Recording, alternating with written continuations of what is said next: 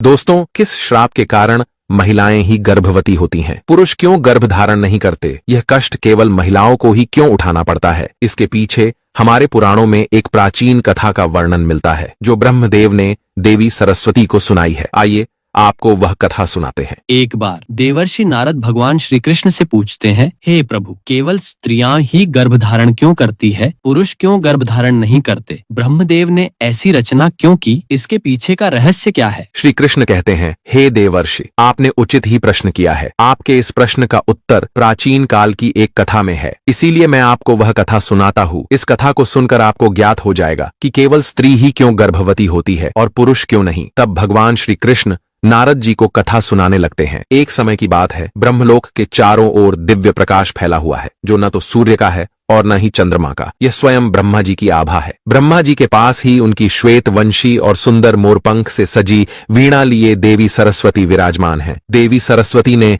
ब्रह्मा जी के चरणों में बैठकर अपनी मधुर वाणी में कहना प्रारंभ किया, हे स्वामी, इस सृष्टि की संरचना में आपने अनगिनत अद्भुत कृतियां रची है। आपने अपनी इच्छा शक्ति से अनेक ऋषियों, देवताओं, गंधर्वों और सुंदर अप्सराओं को प्रकट किया। स्त्रियों को आपने सौंदर्य, चंचलता और आकर्षण प्रदान किया है, किंतु मैं एक जिज्ञासा से व्याकुल हूँ। संसार में गर्भ धारण का अद्भुत कर्तव्य और पीड़ा केवल स्त्रियों को ही क्यों सहनी पड़ती है?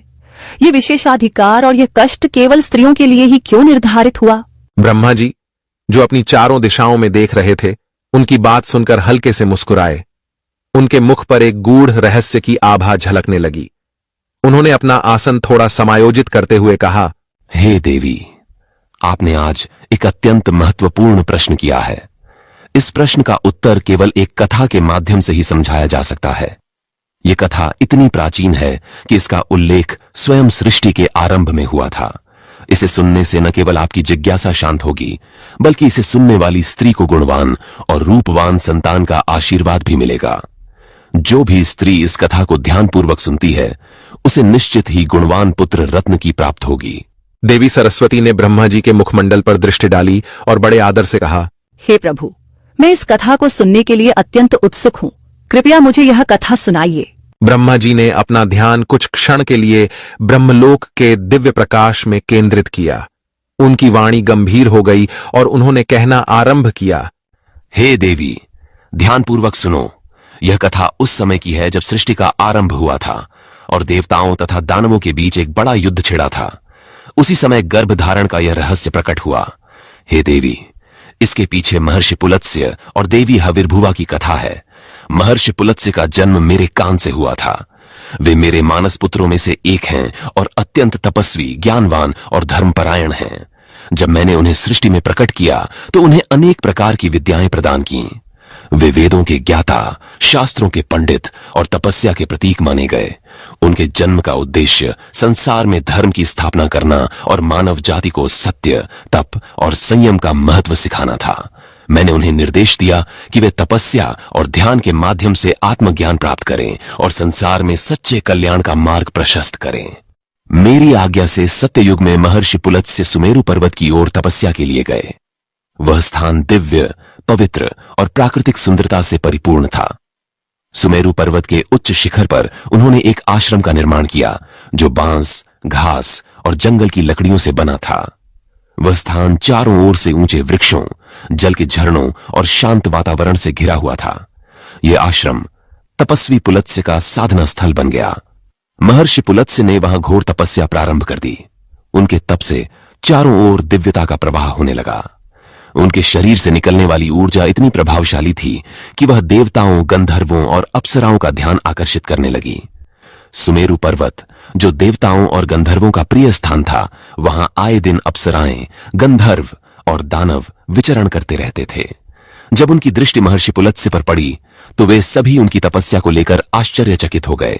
उनकी दिव्यता और तप का प्रभाव इतना गहरा था कि सभी उन्हें अपने खेल और नृत्य के माध्यम से विचलित करने का प्रयास करने लगे। अप्सराएं, जो अपनी सुंदरता और चपलता के लिए प्रसिद्ध थीं, पुलत्स्य की तपस्या को भंग करने के लिए विभिन्न युक्तियां अपनाने लगीं। वे उनके आश्रम के निकट आकर अपने मधुर स्वर में गाने लगीं। कोई वीणा बजाती तो कोई कंचन घंटियों की मधुर ध्वनि से वातावरण को गूंजायमान कर देती।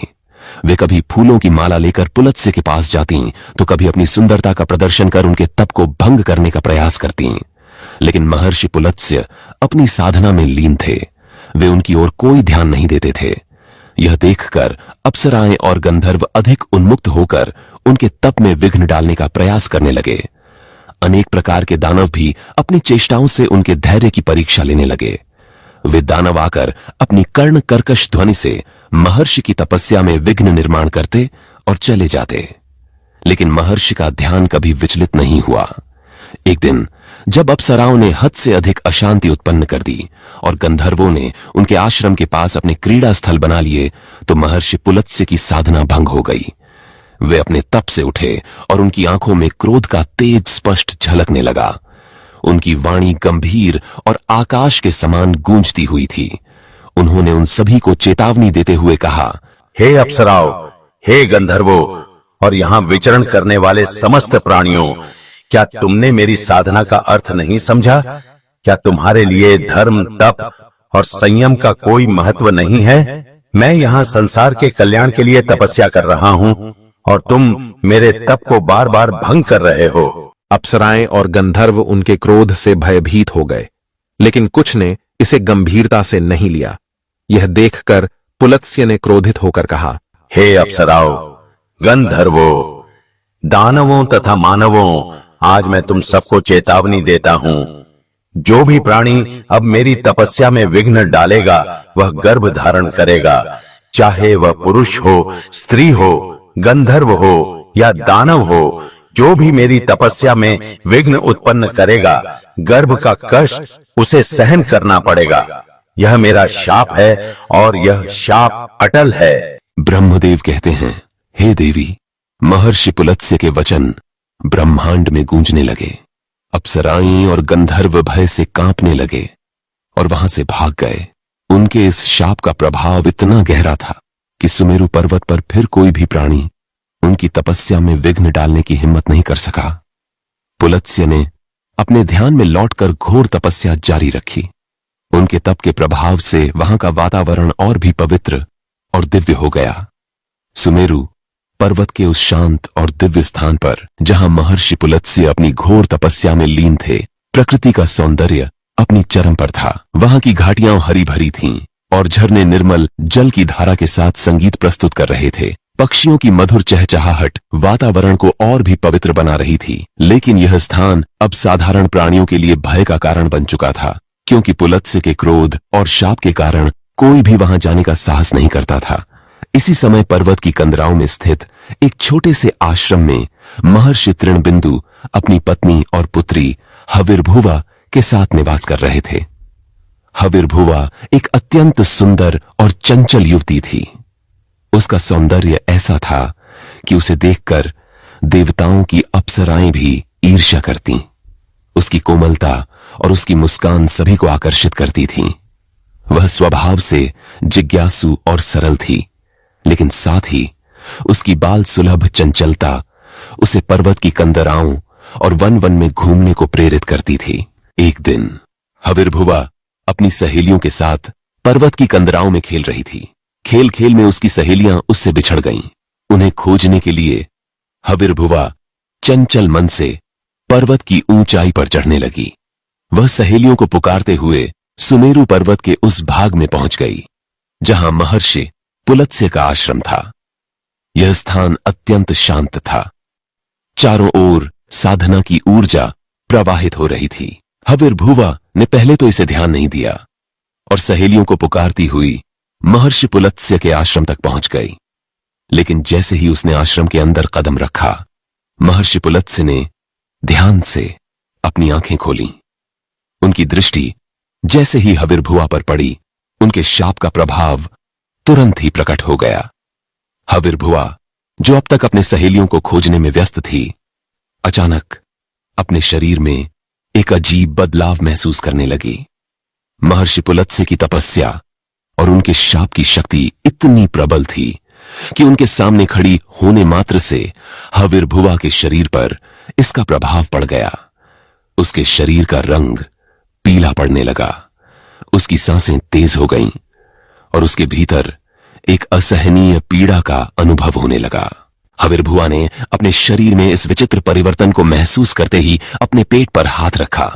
उसकी कोमल काया अब गर्भवती प्रतीत होने लगी थी। यह उसके लिए अत्यंत अचंभे और भय का कारण बन गया। उसने व्याकुल होकर महर्षि पुलत्स्य की ओर देखा, लेकिन महर्षि अपनी तपस्या में पुनः लीन हो गए थे। तभी हविर्भुआ की सहेलियां, जो उसे ढूंढते हुए उस स्थान पर आ पहुंची थीं, उसे देखकर स्तब्ध रह गईं। हविर्भुआ ने घबराई हुई आवाज में अपनी सहेलियों से कहा, हे सखियों, मुझे नहीं पता यह क्या हो रहा है। मैं यहाँ केवल तुम्हें खोजने आई थी, लेकिन जैसे ही मैंने इस तपस्वी को देखा, मेरे शरीर में यह बदलाव होने लगा। मुझे अपने शरीर में अजीब सा महसूस हो रहा है। मेरे पेट में जैसे कुछ हलचल हो रही है। यह क्या है, मैं समझ नहीं पा रही हूँ। सखियां भी भयभीत होकर हविर्भुआ को सहारा देने लगीं। एक सखी ने कहा, हे हविर्भुआ, यह स्थान बहुत डरावना लगता है। हमें यहाँ से तुरंत चलना चाहिए। इस स्थान पर महर्षि पुलत्स्य तपस्या करते हैं और हमने सुना है कि उनके शाप के कारण कोई भी उनकी तपस्या में विघ्न डालने की हिम्मत नहीं करता। तुम अनजाने में उनके शाप के प्रभाव में आ गई हो। ब्रह्मदेव कहते हैं, हे देवी। फिर वह सहेलियां हविर्भुआ को सहारा देकर महर्षि तृणबिंदु के आश्रम की ओर ले जाने लगीं। रास्ते भर हविर्भुआ भय और लज्जा से व्याकुल रही। उसका चेहरा पीला और आंखें अश्रुपूर्ण थीं। वह समझ नहीं पा रही थी कि उसके साथ ऐसा क्यों हुआ। हविर्भुआ अपनी सखियों के सहारे किसी तरह अपने पिता महर्षि तृणबिंदु के आश्रम पहुंची। उसकी हालत देखकर तृणबिंदु और उनकी पत्नी का हृदय कांप उठा। हविर्भुआ ने रोते हुए सारा वृतांत कह सुनाया। उसने कहा, हे पिता, मैं अनजाने में महर्षि पुलत्स्य के तपस्थल पर पहुंच गई।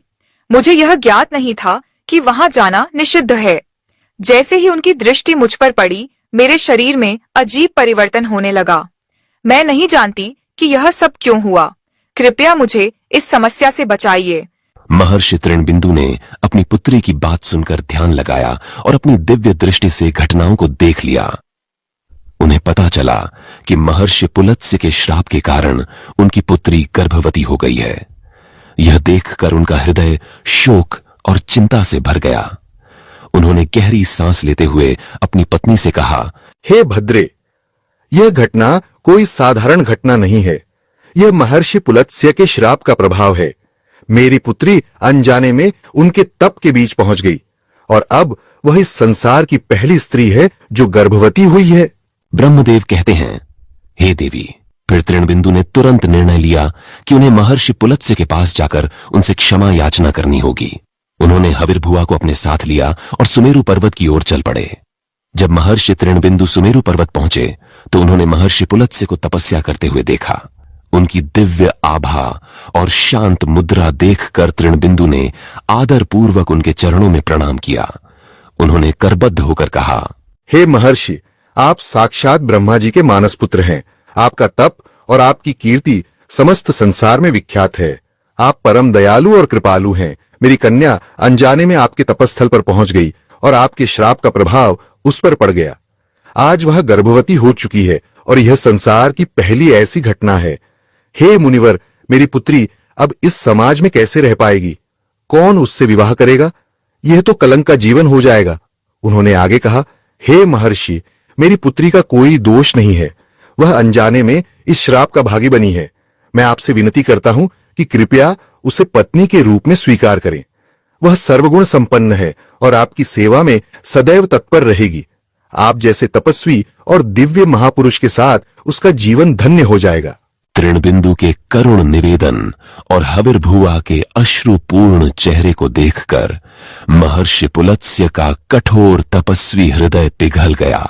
उन्होंने अपनी तपस्या से उठते हुए कहा, हे मुनिवर तृणबिंदु, मैं आपकी स्तुति और आदर से अत्यंत प्रसन्न हूँ। आपके शब्दों ने मेरे हृदय को छू लिया है। यह सत्य है कि मेरे श्राप के कारण ही आपकी पुत्री गर्भवती हुई है। मैं अपने इस कठोर श्राप के परिणाम को समझता हूँ और इस दोष का निवारण करना मेरा कर्तव्य है।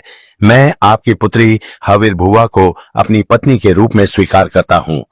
वह न केवल मेरी पत्नी बनेगी, बल्कि संसार में स्त्रीत्व का प्रतीक बनकर इसे गौरवान्वित करेगी। आप निश्चिंत होकर अपनी कन्या का हाथ मुझे सौंपें। मैं उसे सम्मान और आदर दूंगा। ब्रह्मदेव कहते हैं, हे देवी। फिर महर्षि तृणबिंदु और उनकी पत्नी के हृदय में महर्षि पुलत्स्य के ये वचन सुनकर अपार शांति और सुख का अनुभव हुआ। उन्होंने अपनी पुत्री का हाथ महर्षि पुलत्स्य को सौंप दिया। महर्षि पुलत्स्य ने अपनी तपस्या के स्थान पर हविर्भुआ के साथ विवाह किया। इस विवाह के समय सुमेरु पर्वत पर देवताओं और ऋषियों ने प्रसन्न होकर आशीर्वाद दिया। तृणबिंदु की पुत्री हविर्भुआ अब महर्षि पुलत्स्य की पत्नी के रूप में उनके आश्रम में रहने लगी।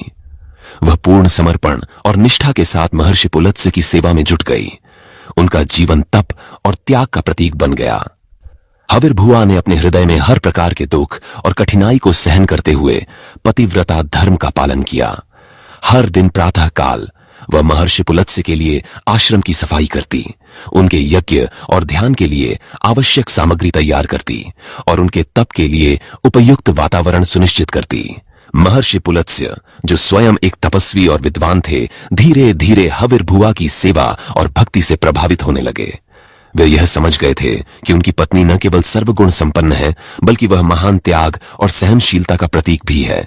एक दिन जब हविर्भुआ ने दिन भर की सेवा के बाद महर्षि पुलत्स्य के चरणों में बैठकर उनकी थकान दूर करने का प्रयास किया, तो महर्षि पुलत्स्य ने प्रसन्न होकर कहा, हे देवी, मैं तुम्हारी निस्वार्थ सेवा, भक्ति और पतिव्रता धर्म से अत्यंत प्रसन्न हूँ।